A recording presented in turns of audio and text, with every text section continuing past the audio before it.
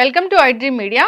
So urine కలర్ని బట్టి అంటే yellow colour, red colour, pale yellow colour ఇలా రకరకాల కలర్స్లో యూరిన్ వస్తే అది మన అనారోగ్య సమస్యని ఇండికేట్ చేస్తూ ఉంటుంది. యూరిన్ కలర్ని బట్టి మనకి ఏ జబ్బు ఉందని మనం నిర్ధారించుకోవచ్చు.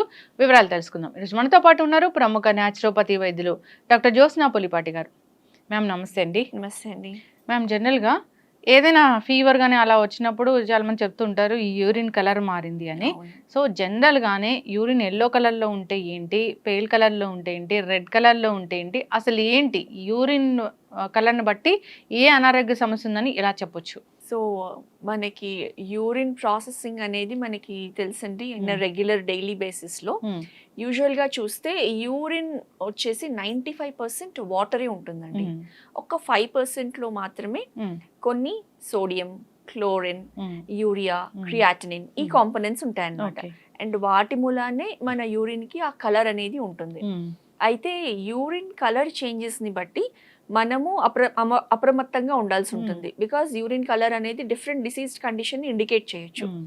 అయితే ఫస్ట్ వచ్చేసి క్లియర్ యూరిన్, ఎవరికైనా కానివ్వండి బాగా క్లియర్ యూరిన్ కనుక వస్తూ ఉంటే గనక అది ఎక్సెస్ ఓవర్ హైడ్రేషన్ ఇండికేట్ చేస్తుంది. అది కూడా కరెక్ట్ కాదు. అంత కరెక్ట్ కాదు. వాటర్ బాగా తీసుకోవాలి, కనీసం in a day 3 to 4 to 5 litres depending upon various conditions తీసుకోవాలని మనం అడ్వైస్ చేస్తుంటాం. కానీ ఎక్సెస్ వాటర్ తీసుకున్నా కానివ్వండి, ఈ క్లియర్ యూరిన్ ఎప్పుడైతే పాస్ అవుతుందో ఎలక్ట్రోలైట్ ఇంబ్యాలెన్స్ వచ్చే అవకాశం ఉంటుంది.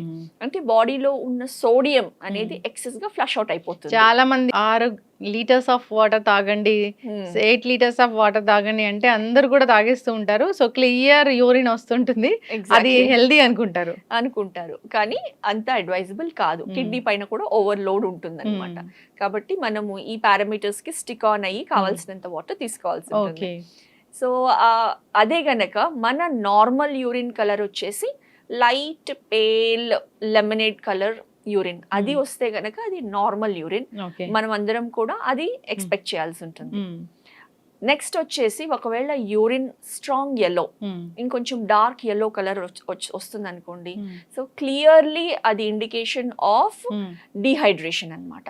సో ఎప్పుడైతే మనకి యూరిన్ అంత డార్క్ ఎల్లోగా ఉంది అని అంటే చాలా సార్లు మంట కూడా తెలుస్తూ ఉంటుంది.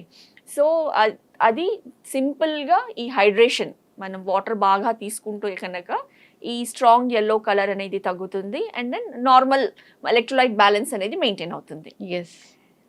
నెక్స్ట్ వచ్చేసి ఒకవేళ యూరిన్ కలర్ ఆరెంజిష్గా వస్తుంది అనుకోండి, ఆరెంజిష్గా వస్తే అది ఇంకొక కండిషన్ ఇండికేట్ చేస్తుంది. ఆ ఆరెంజిష్గా వస్తుంది అని అంటే ఎప్పుడైతే కొందరు మెడికేషన్ తీసుకుంటూ ఉంటారో, ఎస్పెషల్లీ ఒక కేటగిరీ ఆఫ్ మెడికేషన్, అందులో పైరిడియం అనేది ఉంటుంది అనమాట. అలా ఉన్నప్పుడు మన యూరిన్ కలర్ కొంచెం ఆరెంజిష్గా వస్తూ ఉంటుంది.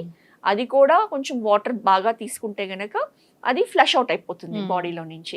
అంత కంగారు పడేదేమీ లేదనమాట. మనకి తెలుసు మనం మెడికేషన్ తీసుకుంటున్నామని.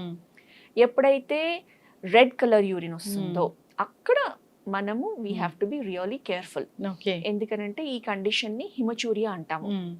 అండ్ మెయిన్ గా రెడ్ కలర్ యూరిన్ వస్తుంది అని అంటే ఇట్ ఇండికేట్స్ ఇంటర్నల్లీ ఏమైనా బ్లీడింగ్ అయితే కనుక ఆ బ్లడ్ అనేది యూరిన్ ద్వారా వస్తుంది. సో ఇంటర్నల్లీ అది యూరినరీ ట్రాక్ట్ లో ఉండొచ్చు, కిడ్నీలో ఉండొచ్చు, యూరినరీ బ్లాడర్ లో ఉండొచ్చు.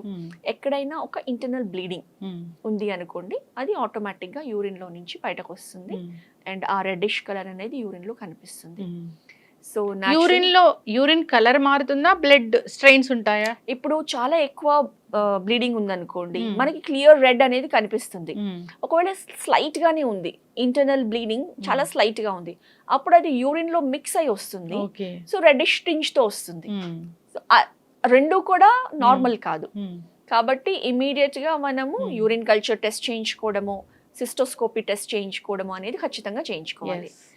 నెక్స్ట్ వచ్చేసి యూరిన్ వచ్చేటప్పుడు మంటగా ఉండడం, కొంచెం ఎక్కువగా ఉండడము, తర్వాత అక్కడ దురద, ఇచ్చింగ్ అలా ఏమైనా ఉంటే కనుక డెఫినెట్లీ అక్కడ ఏమైనా ఇన్ఫెక్షన్ ఉంది, యూరినరీ ట్రాక్ట్ ఇన్ఫెక్షన్ ఉండొచ్చు అన్నది ఇండికేట్ చేస్తుంది. ఎస్, యూరినరీ ట్రాక్ ఇన్ఫెక్షన్స్ చాలా మందిని ఇబ్బంది పెడుతున్న సమస్య. సో అటు మగవారు చెప్తూ ఉంటారు, ఆడవారు కూడా చెప్తూ ఉంటారు, ఎక్కువగా కంప్లైంట్ చేస్తూ ఉంటారని చెప్తుంటారు డాక్టర్స్ కూడా. ఎస్ అండి, ఎస్పెషల్లీ ఎక్కువ ఆడవారిలో మనం చూస్తాము. ఎందుకంటే యూరినరీ ట్రాక్ట్ ఇన్ఫెక్షన్ హైజీన్ కి సంబంధించింది, మనము ఖచ్చితంగా హైజీన్ మెయింటైన్ చేయాలి. 2 వచ్చేసి వాటర్ ఇంటేక్ తగ్గినప్పుడు ఈ యూరినరీ ట్రాక్ట్ ఇన్ఫెక్షన్ అనేది కొంచెం ఎక్కువ ఫ్రీక్వెంట్ గా వస్తూ ఉంటుంది.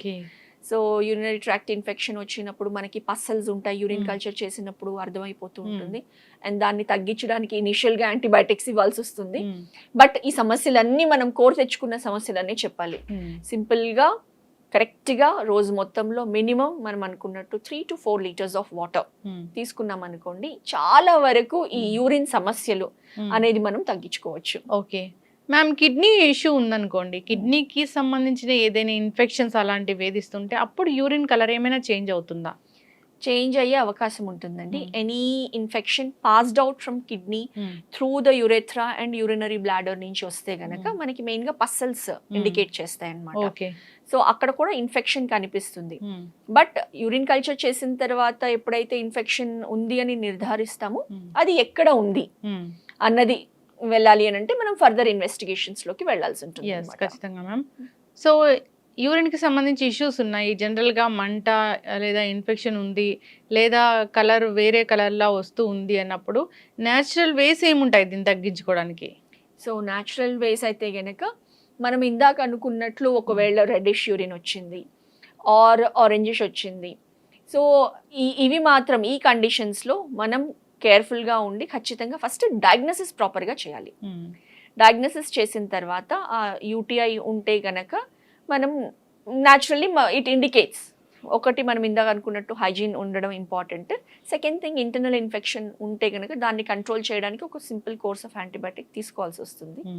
బట్ న్యాచురోపతి వైద్య విధానంలో యూరిన్ ఇన్ఫెక్షన్స్ రాకుండా, తర్వాత యూరినరీ సిస్టమ్ హెల్దీగా ఉండడానికి వచ్చేసి మనము అబ్డమిన్ ప్యాక్స్ ఉంటాయండి, కోల్డ్ అబ్డమిన్ ప్యాక్స్ మనం యూస్ చేస్తాము. తర్వాత కిడ్నీ అండ్ లివర్ ప్యాక్స్ అని ఉంటాయి ఎక్స్టర్నల్గా. Mud packs, mud therapy. So ఇవి అప్లై చేసినప్పుడు ఏంటంటే ఇంటర్నల్ ఆర్గన్స్ ని అవి రిజ్యునేట్ చేస్తాయి, బ్లడ్ సర్క్యులేషన్ ఇంప్రూవ్ చేస్తాయి, ఇంటర్నల్ ఆర్గన్ హెల్త్ ని ఇంప్రూవ్ చేస్తాయి.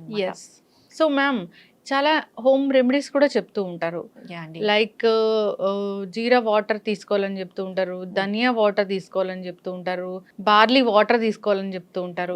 ఇవి ఏమైనా పనిచేస్తాయా? ఎస్ అండి, ఖచ్చితంగా ఇవి హోమ్ రెమెడీస్. ఎందుకంటే ఇవన్నీ కూడా మెడిసినల్ ప్రాపర్టీస్ ఉన్నాయి. సో ఎప్పుడైతే యూరినరీ సిస్టంలో ఏదైనా ఈ డిఫరెన్సెస్ మనకు కనిపిస్తాయో బార్లీ ముఖ్యంగా చాలా బాగా హెల్ప్ చేస్తుందండి. సో బార్లీ వాటర్ తాగినప్పుడు మన కిడ్నీ సిస్టమ్ అనేది ఎక్సెస్ ఫిల్ట్రేషన్ అనేది జరుగుతుందన్నమాట. అందుకే యూరినేషన్ ఎక్కువ వెళ్తూ ఉంటారు. సో ఇన్ కేస్ ఏదైనా మైల్డ్ ఇన్ఫెక్షన్ ఉన్నా కానివ్వండి, ఎనీథింగ్ మైల్డ్ కండిషన్ ఉంటే కనుక ఈ బార్లీ తీసుకోవడంతో ఆ ఎక్సెస్ యూరినేషన్ అయినప్పుడు అందులో నుంచి వెళ్ళిపోతుంది. ఎస్, ఖచ్చితంగా మ్యామ్. ఏదైనా కానీ రాకుండానే జాగ్రత్తలు తీసుకోవాలని కోరుకుందాం. వస్తే మ్యాక్సిమం న్యాచురల్ వేస్లో తగ్గించుకోవడానికి ట్రై చేయాలి, లేదా అంటే ఖచ్చితంగా డాక్టర్ దగ్గరికి వెళ్ళాల్సిందే. న్యాచురోపతి వైద్య విధానంలో దీనికి చాలా చక్కటి ట్రీట్మెంట్ అయితే ఉంది కాబట్టి ఒకసారి కాంటాక్ట్ చేయాలని కోరుకుందాం. ధన్యవాదాలు. నమస్తే అండి.